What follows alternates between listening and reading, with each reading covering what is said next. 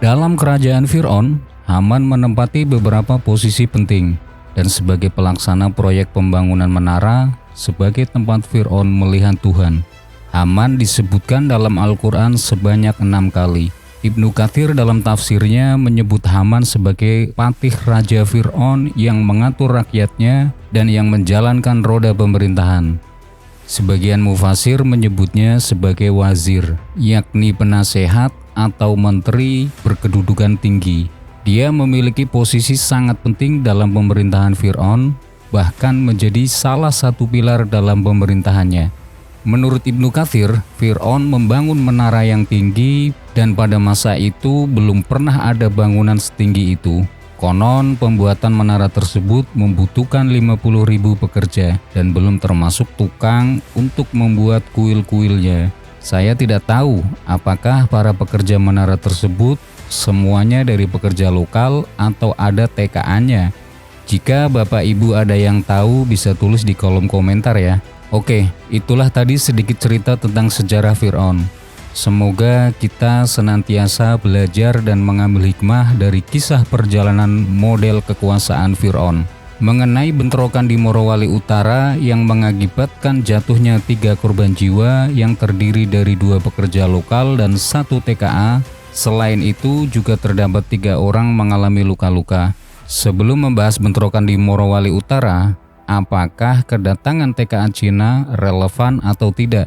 Sebagai rakyat, Anda punya hak untuk menilainya.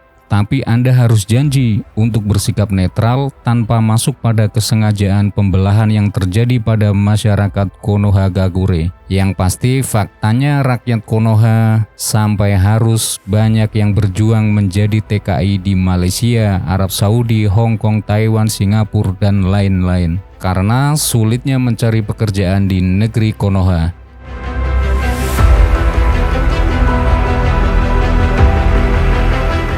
Banyak yang mengeluh, kenapa nggak orang Indonesia semua? Ya memang nggak ada, karena apa? Kita berpuluh-puluh tahun tidak pernah memperhatikan pembangunan politeknik yang berkualitas di daerah-daerah ini. Kemudian yang kedua, mengenai tenaga kerja. Jangan lupa dan jangan sekali-sekali lupa, ini perlu dikasih tahu kepada publik bahwa yang datang itu bukan jumlahnya 100, 200, 300, sampai 500 orang. Tapi yang didatangkan itu adalah mereka yang benar-benar punya expert dalam bidang yang memang dibutuhkan terkait dengan proyek-proyek nasional strategis, proyek-proyek vital, proyek-proyek yang memakan tingkat konsekuensi kerawanan kerja yang sangat tinggi dengan keahlian yang tinggi. Anda mau mengatakan bahwa bukan pekerja kasar begitu ya? Saya mau katakan seperti itu. Makanya lokal. Betul. Dan jadi mengapa justru mendatangkan tenaga kerja asal Tiongkok? Banyak sekali kata si Dirutnya menceritakan manual booknya itu segini tingginya. Dan bahasa Cina. Dan bahasa Cina. Nah itu yang memang karena teknologinya tinggi, K3-nya ini juga harus dijaga dengan baik, maka memang yang bisa mengoperasikan itu adalah mereka yang membuat mesin itu sendiri.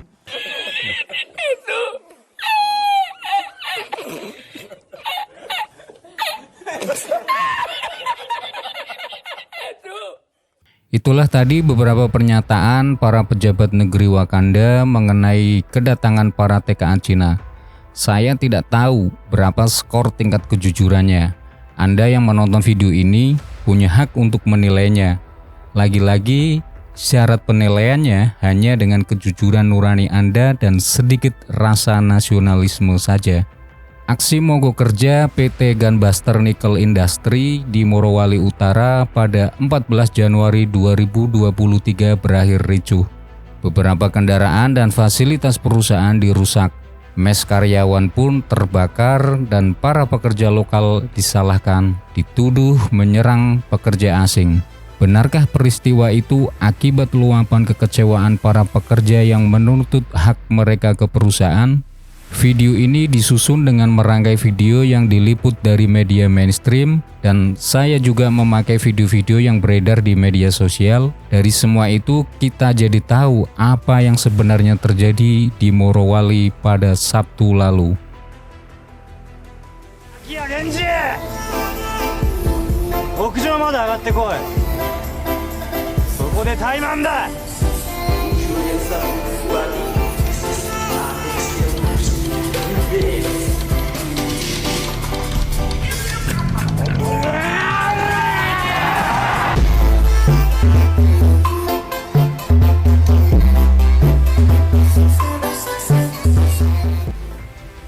Video ini merupakan rekaman Revi Limbok, karyawan PT GNI yang dibagikan secara luas di media sosial. Insiden yang memakan korban itu dimulai dengan video ini.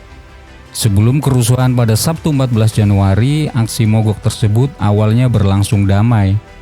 Ini adalah video saat para pekerja yang tergabung dalam Serikat Pekerja Nasional melakukan aksi mogok massal di pintu masuk PT GNI. Situasinya masih berjalan normal. Dan ini adalah video ketika Serikat Pekerja memasuki area pabrik, meminta teman mereka juga ikut melakukan aksi mogok massal. Situasinya juga masih normal dan pemukulan pun terjadi. Dalam rekaman video ini, seorang pekerja lokal dipukul menggunakan pipa besi oleh TKA PT GNI. Aksi itu bisa dicegah setelah dilerai. Di video ini, kamu bisa lihat Serikat Pekerja beramai-ramai memasuki area gudang dan tak ada penyerangan terhadap TKA. Tapi yang terjadi kemudian, para pekerja lokal diserang TKA menggunakan pipa besi. Pipa yang sama dengan video awal pemukulan tadi. Dan disinilah pengerusakan dan pembakaran kendaraan terjadi dan dilakukan oleh TKA. Di video ini, kamu bisa lihat setelah diserang membabi buta dengan pipa besi, para pekerja lokal berlari keluar sempat saling lempar batu, tapi aksi ini kemudian dilerai aparat keamanan. Setelah aksi kekerasan itu, para pekerja lokal kembali ke pos pintu masuk. Mereka meminta aparat untuk menindak aksi pengerusakan oleh TKA, tapi tak ada tanggapan.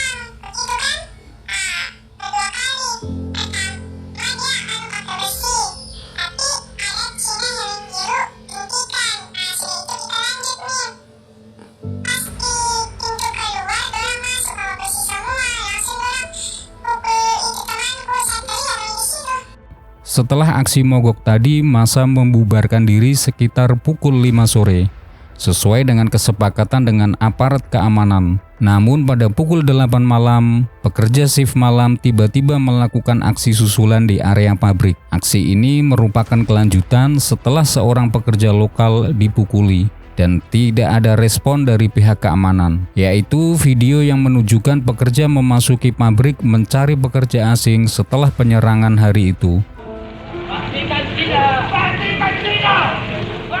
Video ini memiliki suara yang dapat Anda dengar.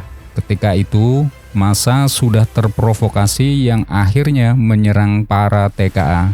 Provokasi itu membuat massa mulai berdatangan dari arah Desa Bunta. Selain itu, karena semakin banyaknya massa, petugas polisi berusaha menenangkan massa.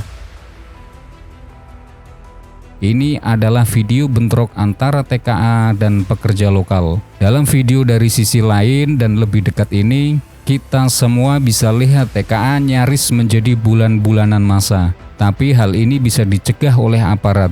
Jangan bela Cina, Jangan cuma Cina bela. Aparat tolong, bela juga Indonesia, Aparat. Kamu bisa lihat di video ini bagaimana provokasi berbau sara sudah memuncak. Pada malam itu, massa terus berdatangan dan suasana pun makin mencekam.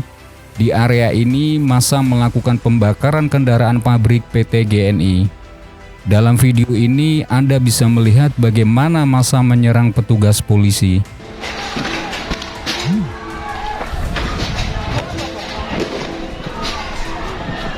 Dalam video ini terlihat seorang pekerja lokal yang tidak sadarkan diri dan berusaha diselamatkan.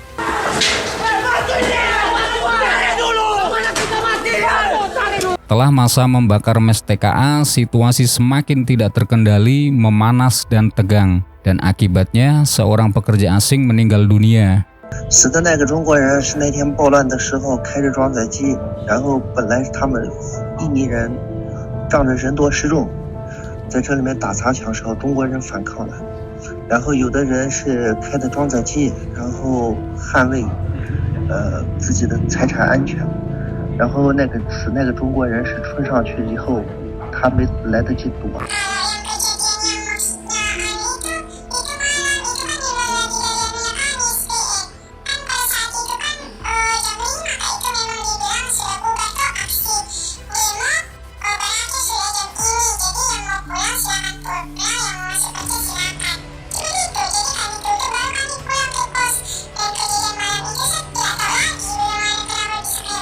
Pangkal bentrok antara TKA dan pekerja lokal sebenarnya bermula dari sini.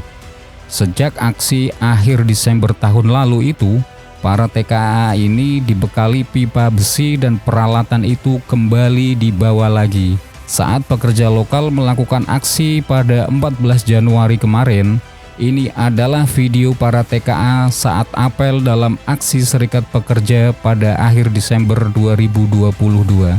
Terlihat mereka membawa pipa besi dan ini adalah video TKA dengan pipa besi saat mereka dievakuasi sehari setelah kerusuhan. Terlihat selain membawa barang bawaan mereka juga memegang pipa besi. Lalu untuk apa pipa besi itu dipegang oleh TKA? Sementara mereka kebanyakan bekerja sebagai pengawas.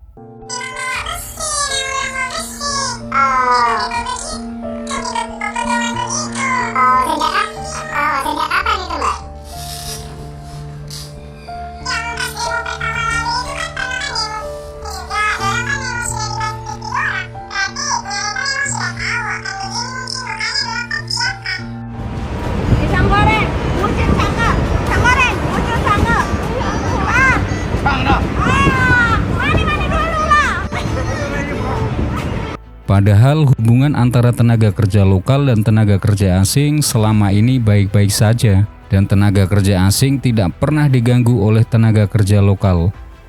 Aksi mogok itu dilakukan para pekerja karena PT GNI selama ini tak pernah mengabulkan permintaan pekerja soal keselamatan.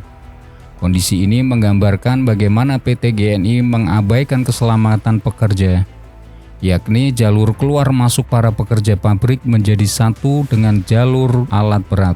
Setidaknya ya perusahaan menyediakan lahan parkir bagi karyawan agar karyawan ini tidak menggunakan roda 2 masuk ke dalam site. Setidaknya dijemput lah bang ya. Karena mengingat di dalam kondisi dalam itu belum lagi loader, belum lagi mobil trailer yang panjang, belum lagi mobil dump truck, ya kan. Jalan yang digunakan sama dengan jalan yang digunakan oleh roda 2 sehingga kemarin terjadilah namanya fatality 2 orang yang kemudian dilindas mobil dan meninggal. Dan puncak AB-nya PT GNI ialah kebakaran yang menewaskan Made Devri dan Nirwana Sele saat ledakan tungku pada 22 Desember 2022. Dalam aksi akhir Desember lalu sebenarnya sudah ada kesepakatan antara pihak perusahaan dengan para pekerja. Bahkan Bupati Morowali yang hadir dalam mediasi itu memastikan bahwa tuntutan para pekerja sudah disampaikan ke perusahaan. Dan kalau kesal teman-teman kita sudah sampaikan. Dan beliau sudah sepakat tahun depan awal Januari tahun depan gaji sudah naik. Ya. Dan ini beliau sudah garansi. Kemudian fasilitas dengarkan dulu. Fasilitas terkait safety juga akan ditingkatkan. Tapi sejak saat itu tidak ada perubahan berarti yang didapatkan para pekerja. Ini adalah poin tuntutan mengapa para pekerja melakukan aksi mogok pada 11 hingga 14 Januari lalu. Pertama, menuntut adanya K3. Kedua, meminta APD, ketiga, meminta peraturan perusahaan, dan keempat, meminta perusahaan tidak memotong uang para pekerja lokal tanpa alasan yang jelas. Poin lainnya yang mereka tuntut ialah hak atas meninggalnya Made dan Nirwana Sele. Hak-hak itulah yang belum dipenuhi perusahaan selama ini dan malah membuat bom waktu konflik makin melebar antara pekerja lokal dan TKA. Masalah ketiga ini kan sesuai dengan peraturan perusahaan juga kan, peraturan perundang-undangan harus dalam artian syarat-syarat K3 ya kan, maksudnya keselamatan itu di dalam itu masih kurang bang. Ya, seperti dengan alat pelindung diri itu masih kurang. Maksud saya setidaknya perusahaan menyediakan alat pelindung diri sesuai dengan pekerja di dalam. Ya, contoh kecilnya orang yang kerja di pabrik, terutama kerja di bagian slack, setidaknya ada alat pelindung diri bagi dia. Jangan pakai tos oblong lah atau hanya sekedar baju-baju biasa lah ya kan. Siapa sebetulnya yang harus dipersalahkan? Apakah adil kalau hanya pekerja lokal yang disalahkan?